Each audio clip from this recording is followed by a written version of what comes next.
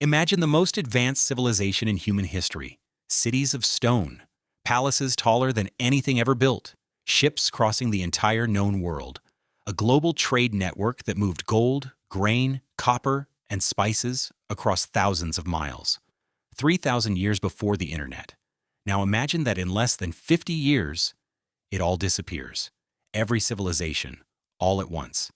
This is not mythology. This happened. And nobody, truly knows why. In the year 1177 BC, the world ended. Not with a single war, not with a single disaster, not with a single enemy. What happened was something far more terrifying. A cascading collapse of virtually every major civilization on Earth, simultaneously, within a single human lifetime. The Egyptian pharaohs, who had ruled the world for millennia, shaken to their foundations. The Hittite Empire, the superpower that had fought Egypt to a standstill, gone. Completely. Almost overnight. The Mycenaean Greeks, the civilization that would inspire Homer's Iliad, erased. The great port city of Ugarit, the beating heart of Bronze Age trade, burned to the ground and never rebuilt. The Cypriots, the Canaanites, the coastal kingdoms of Anatolia, all brought to their knees within a single generation. History doesn't collapse like this. Civilizations don't fall simultaneously, and yet, they did. What you're about to see is one of the greatest unsolved mysteries in all of human history, a mystery that modern archaeologists, climate scientists, and historians are still actively working to understand. Because what happened in 1177 BC didn't just end an era, it reset human civilization entirely, and some of what caused it sounds uncomfortably familiar. To understand how the Bronze Age ended, you first have to understand what was actually lost. Forget the primitive, ancient world of your imagination. Forget mud huts and wandering nomads. The Late Bronze Age, roughly 1500 to 1200 BC, was a period of breathtaking sophistication. International diplomacy, globalized trade, complex bureaucratic states that tracked everything from grain allocations to military deployments on meticulous clay tablets. The kings of Egypt, the Hittites, Babylon, Assyria, Cyprus, and the Aegean wrote letters to each other. Personal letters.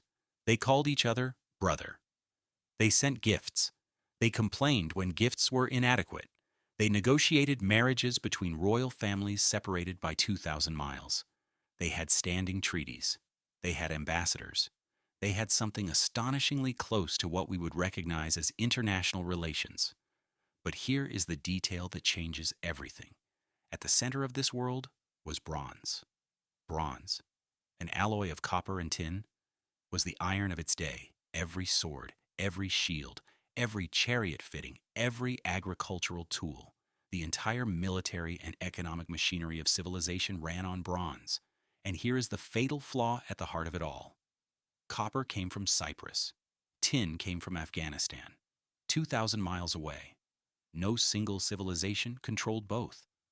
Every empire, Egypt, the Hittites, the Mycenaeans, depended on a supply chain of almost incomprehensible length, connecting dozens of intermediaries, crossing deserts and oceans, maintained only by cooperation and trust. Remove that supply chain, and you remove everything.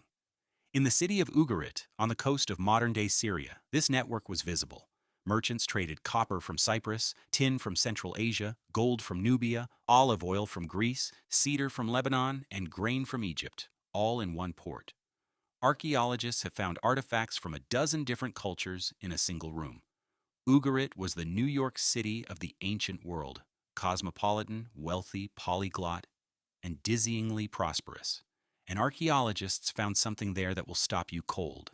A letter, written on clay, dating to the final weeks of the city's existence. We'll come back to that letter in Chapter 4. Because when you hear what it says, it changes how you see everything that follows.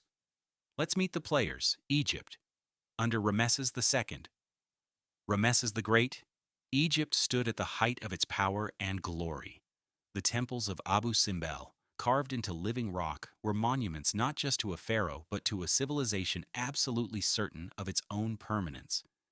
He had fought the Hittites at Kadesh in the most epic chariot battle ever recorded, and then done something unprecedented: signed a peace treaty with them, carved in both Egyptian hieroglyphics and Hittite cuneiform, the world's first recorded international peace agreement.